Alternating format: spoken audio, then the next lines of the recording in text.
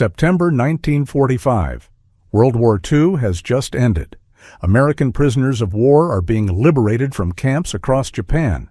Among them are dozens of fighter pilots and aircrew who have survived years of brutal captivity, starvation, and disease.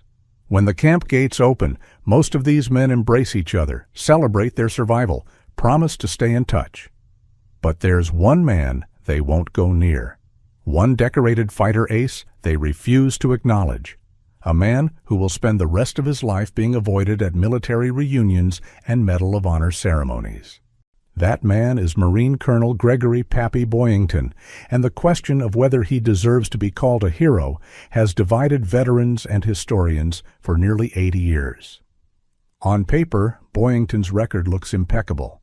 He's officially credited as the top Marine Corps fighter ace of World War II with 28 aerial victories. He commanded VMF 214, one of the most famous fighter squadrons in Marine Corps history. He survived 16 months as a prisoner of war. President Harry Truman personally awarded him the Medal of Honor, America's highest decoration for valor. But here's what the official record doesn't tell you. His fellow Flying Tigers pilots questioned whether his victory claims were accurate. His own wingmen admitted they didn't trust him in combat when he'd been drinking. A senior American officer, upon learning the Japanese might execute him, allegedly said it would spare everybody a good deal of trouble, and his fellow prisoners of war considered him one of the most selfish men they'd ever known. How can one man be both a celebrated war hero and someone his fellow veterans couldn't stand to be around?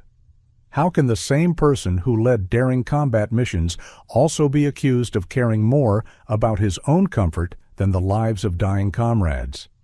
The story of Gregory Boyington forces us to confront uncomfortable questions about heroism, character, and how we remember our military history. It challenges the simplistic narratives we prefer, where brave men do brave things and return home as heroes. Real life, as you're about to discover, is far messier than that. Today, we're going deep into the life of one of America's most controversial warriors. We'll examine his genuine accomplishments, his serious flaws, and the lasting controversies that surround his legacy. We'll hear from the men who flew with him, the men who were imprisoned with him, and even from Boyington himself. By the end, you'll understand why some consider him an American hero, why others view him with contempt, and why the truth is probably more complex than either extreme. Gregory Boyington was born on December 4, 1912, in Coeur d'Alene, Idaho. Of mixed Sioux and Irish descent, young Greg grew up in the American Northwest during a time when aviation was still in its infancy, yet capturing the imagination of an entire generation. Like many boys of his era, Boyington was fascinated by the stories of World War I flying aces. The romantic image of knights of the air dueling in the skies over France sparked something in him. He dreamed of becoming a pilot, of experiencing that same freedom and glory thousands of feet above the earth. But Boyington's childhood wasn't all dreams of flight. By his own admission, he was frequently involved in physical altercations. He claimed he was never a bully, but rather someone who sought out bullies to, as he put it, change their attitudes. Whether this was true self-defense or a pattern of aggressive behavior is open to interpretation, but it established an early pattern that would follow him throughout his life. Boyington solved problems with his fists. He pursued his dream of flight through the military, eventually earning his commission as a Marine Corps officer and completing flight training. As a Marine pilot in the late 1930s, Boyington showed promise as an aviator. But even then, his reputation as a hard drinker and a troublemaker began to take shape. He was known for getting into fights at officers' clubs, and his superiors began to take notice, not just of his flying skills, but of his inability to control his temper and his drinking. Then came an opportunity that would change his life and set him on the path to both fame and infamy. In 1941, before the United States officially entered World War II, a retired Army Air Corps officer named Chennault was recruiting American pilots to fight for China against Japanese aggression. This unit, officially known as the American Volunteer Group, would become legendary as the Flying Tigers. The deal was attractive to many American military pilots. Resign your commission, go to China, and earn substantial pay as a mercenary fighting the Japanese. For Boyington, who was facing financial difficulties and looking for adventure, it seemed like the perfect opportunity. He resigned his Marine Corps commission and headed to Asia. The Flying Tigers operated out of Burma and China, flying American-built P-40 Warhawk fighters painted with distinctive shark mouths on their noses. These men became legends, defending the Burma road supply route and engaging Japanese aircraft with remarkable success given their limited numbers. But Boyington's time with the Flying Tigers was troubled from the start. His fellow pilots acknowledged that he was skilled in the cockpit when sober, but that crucial qualifier, when sober, tells you everything you need to know about the problem. Chennault quickly recognized Boyington's drinking as an issue and imposed a 2-drink maximum on him during social events. He even assigned other pilots to watch Boyington and report back on his alcohol consumption. This wasn't standard procedure. This was a commanding officer so concerned about one pilot's drinking that he felt surveillance was necessary. The problems escalated. Boyington was suspected of flying while intoxicated on multiple occasions. He crashed P-40s, including one incident where he destroyed not just his aircraft, but also a water truck on the ground. In the tight-knit community of the Flying Tigers, where trust was essential and every pilot's life depended on their wingman, Boyington was becoming a liability. One particularly telling incident involved a combat mission where Boyington claimed to have shot down a Japanese fighter. Shortly after he landed and began describing his victory, a very wet and very angry New Zealand pilot, who was also flying P-40s in the area, stormed in. He asked who had just shot down a single-engine fighter over a specific location. Boyington eagerly spoke up, thinking he was about to get his kill confirmed. Instead, the New Zealand pilot walked up to him and knocked him out with a single punch, leaned over his unconscious form, and said, "Next time, Yank, check your aircraft recognition."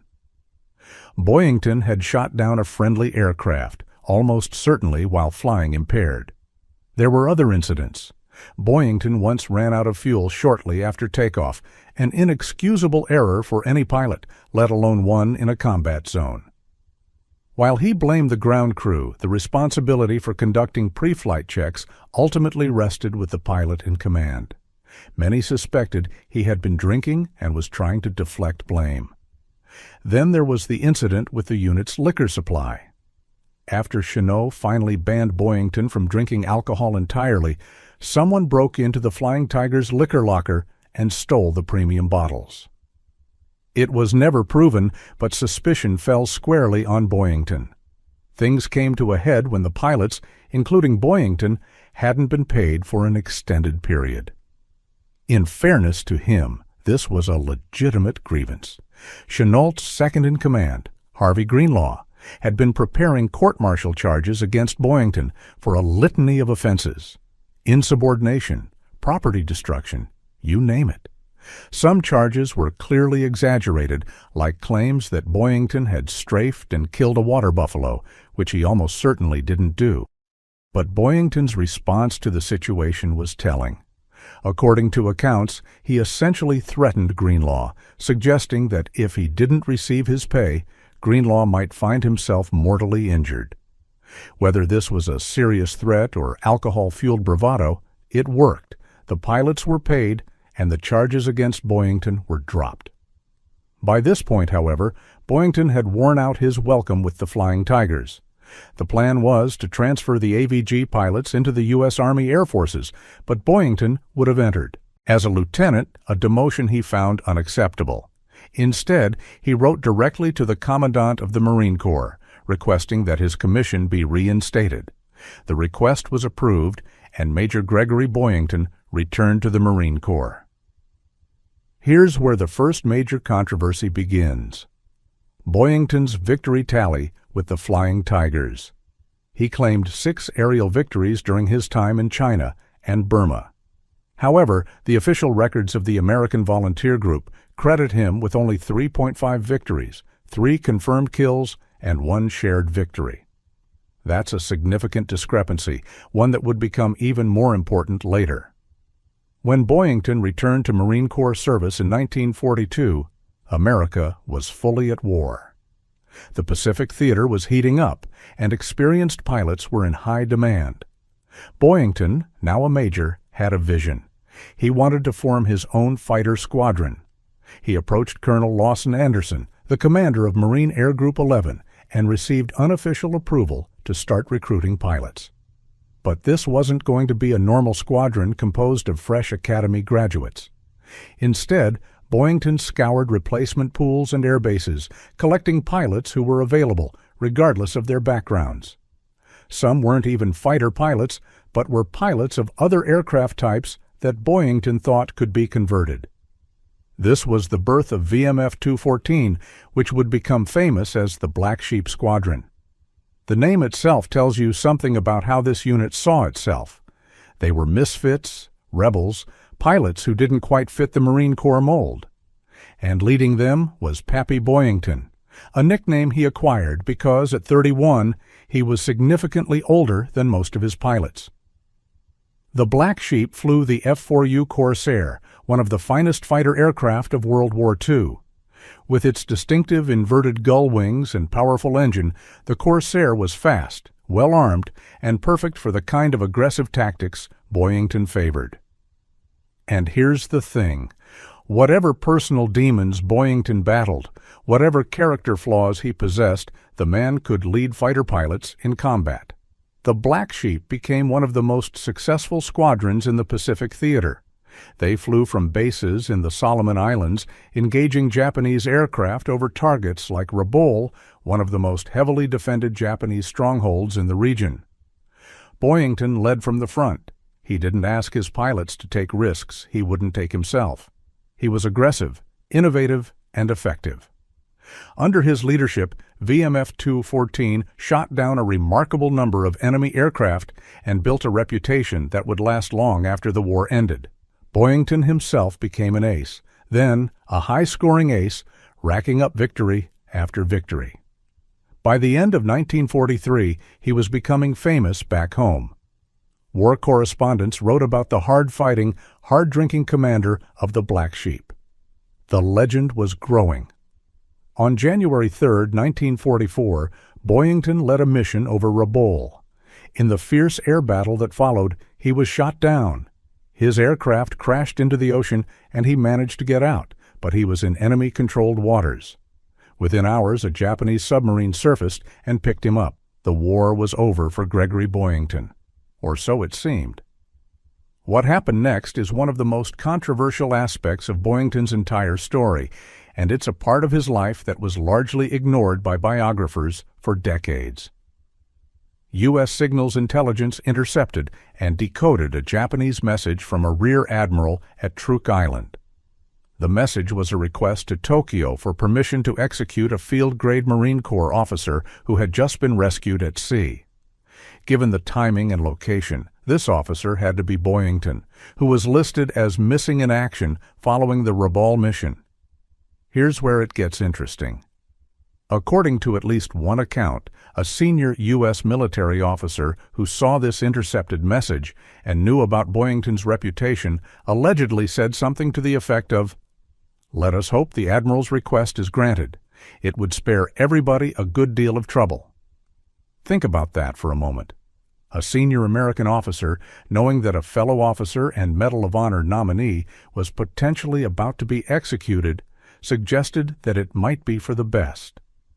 Whether this actually happened or is apocryphal, the fact that the story exists at all tells you something about how Boyington was viewed by at least some of his fellow officers. Tokyo denied the execution request and Boyington was transported to Japan, where he would spend the remainder of the war as a prisoner of war, along with numerous other American airmen. What happened during those months as a POW is the most damaging part of Boyington's story, and it comes not from enemies or jealous rivals, but from his fellow American prisoners. One of those prisoners was Frederick DeWitt Turnbull, a Navy F-6F Hellcat pilot who had been shot down and captured before Boyington arrived. Years later, Turnbull would describe what he witnessed, and his account, corroborated by other former POWs, paints a disturbing picture. Boyington was assigned to work in the Japanese officer's kitchen, a detail that no other American POW had ever received. How he got this assignment remains a mystery. An elderly Japanese woman served as the chief cook, and she apparently took a liking to Boyington. Here's where the story becomes truly troubling. While the other American POWs were literally starving to death, Gregory Boyington was gaining weight. Let that sink in. In a prisoner of war camp, where men were so desperate for food that they risked their lives sneaking out at night to steal vegetables from nearby fields just to keep the weakest prisoners alive, one man was getting plump.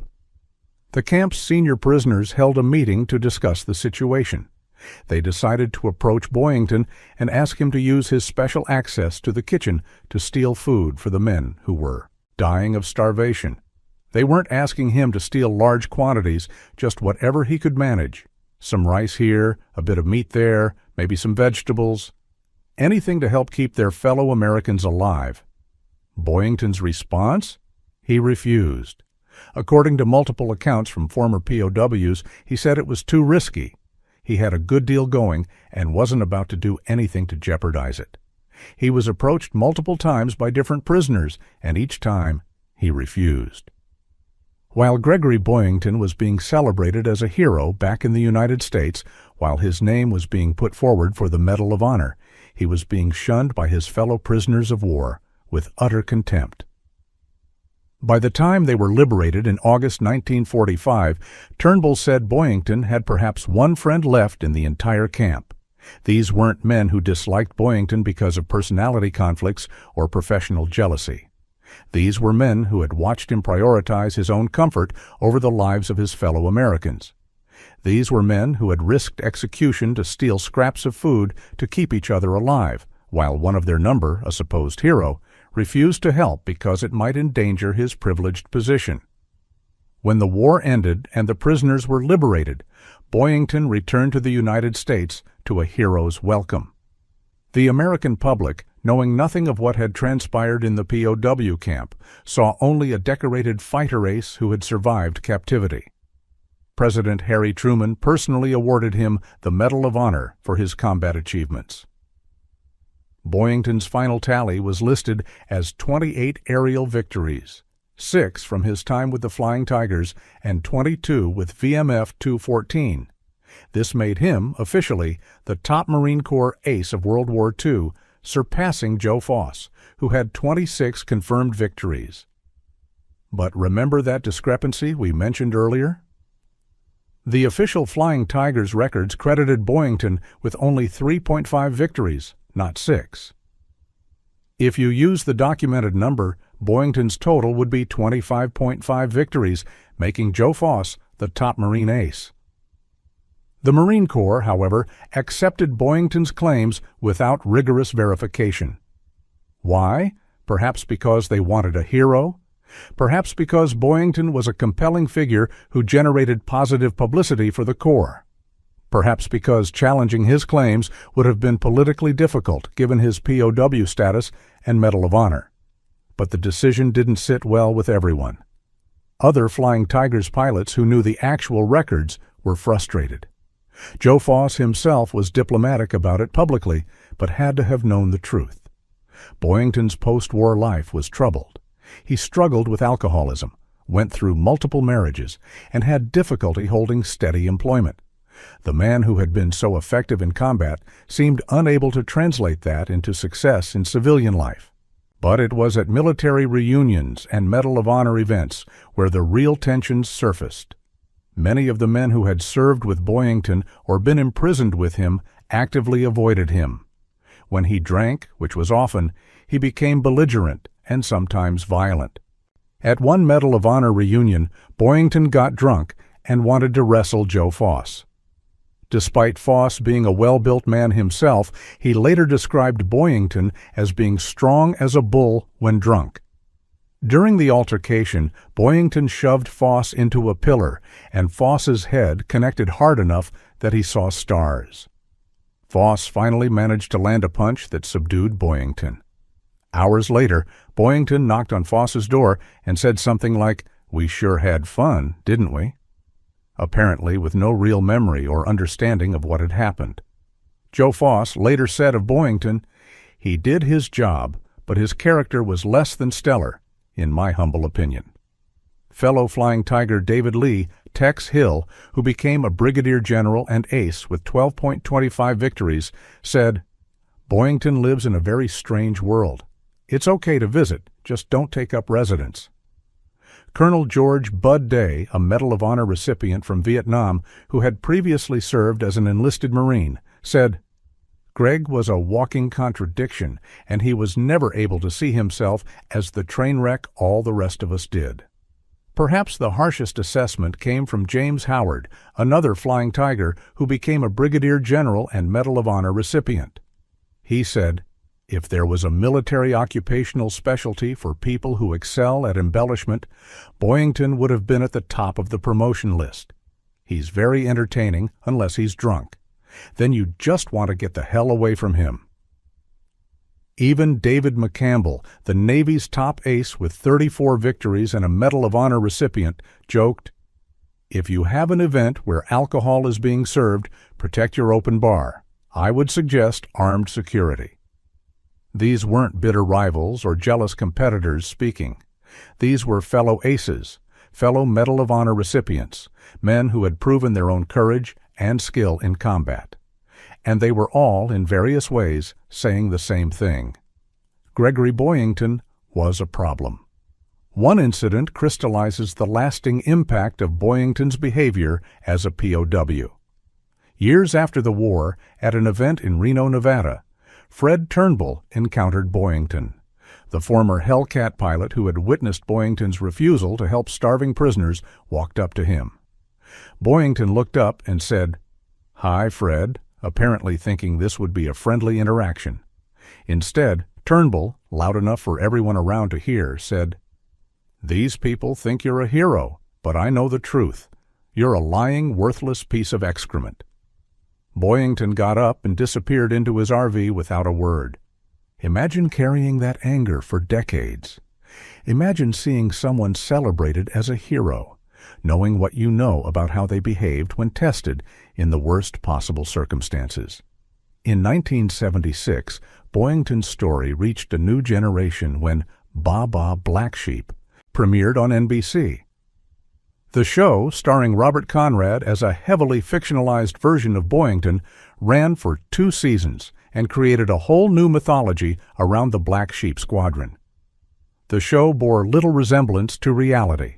It portrayed Boyington as a lovable rogue, always in trouble with his superiors but coming through when it counted.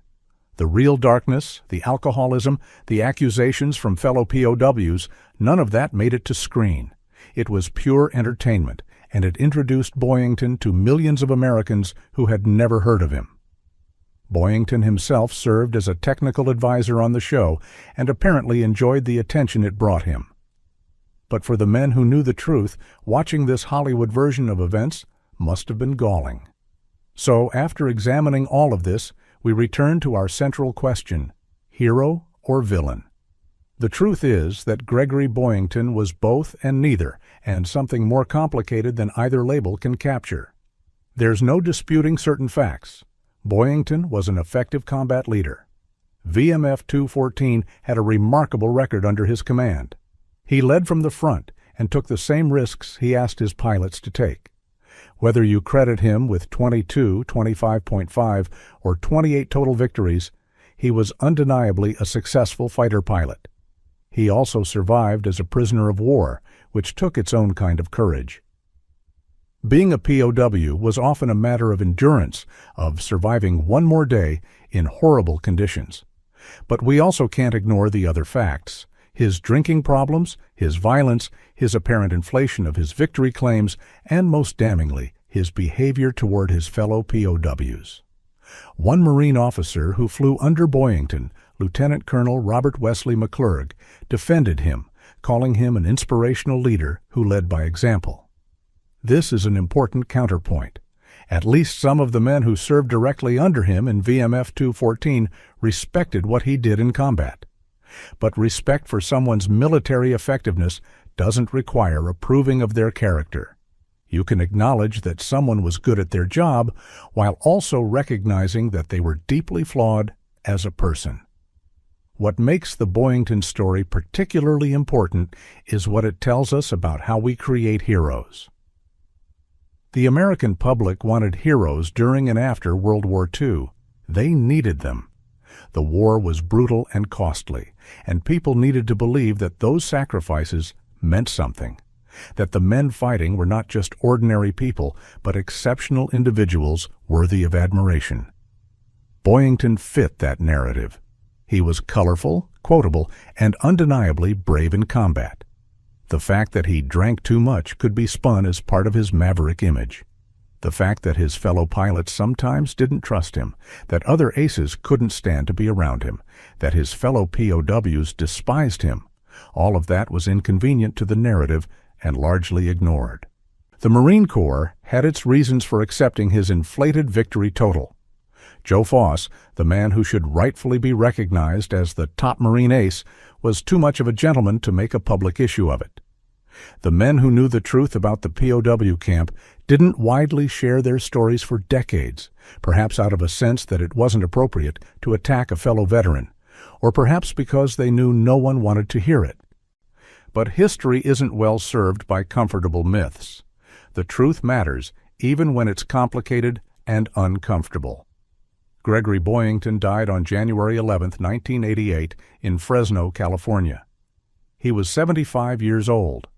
According to one account, Joe Foss wondered aloud whether they had put a bottle of scotch in his casket, saying it would be the best send-off. Even in death, opinions about him remained divided. So what's the final verdict? Perhaps the most honest thing we can say is this: Gregory Boyington was a product of his time, his circumstances, and his demons. He had real skills as a fighter pilot and combat leader. He also had severe character flaws that he never overcame. He did heroic things. He also did deeply selfish and dishonorable things. He earned the Medal of Honor through genuine acts of valor. He also probably inflated his victory claims and was rightly condemned by his fellow POWs for his behavior. If you found this video interesting, please consider liking, subscribing, and sharing it with others who appreciate nuanced historical analysis. Leave a comment below with your thoughts. Do you think Boyington's combat achievements outweigh his character flaws? Or do his actions as a POW fundamentally disqualify him from being called a hero? There's no simple answer, and I'd love to hear your perspective. Until next time, remember, the truth is always more interesting than the legend.